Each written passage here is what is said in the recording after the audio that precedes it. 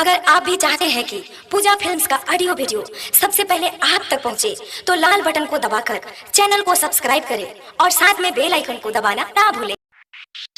Hello Jack, hello. जी हाँ, हर साल की भांति इस साल भी नवजोत सरस्वती पूजा समिति आप तमाम ग्रामवासियों को हार्दिक हार्दिक अभिनंदन करती है और करती ही रहेगी।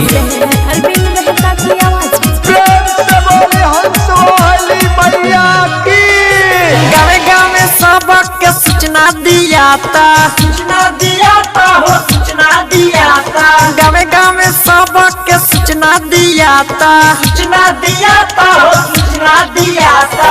पिकअप देखो दे डीजे बनाता हो डीजे बनाता। मलवा के भाई भाषण में पिटाता, मलवा के भाई भाषण में पिटाता। लाते जूते उ तो खूबे कराता। Hello Jack, hello. अरे बाबू निकल कर डांस कर।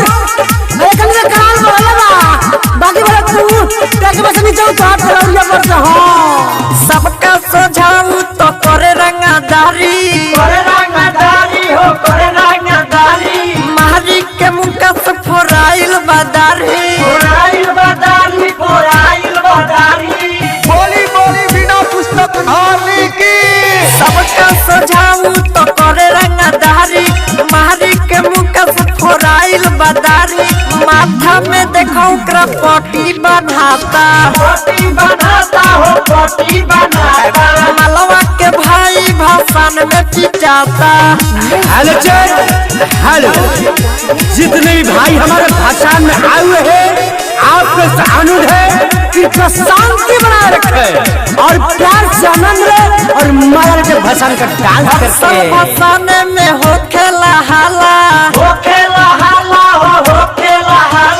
गलिया में अबीर लगावला जाला।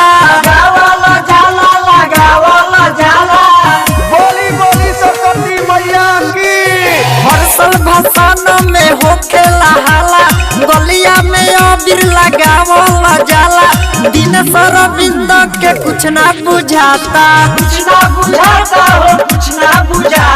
मलवा के भाई भाषण में पिटाता। रिकॉर्डिंग स्टूडियो कोटवा।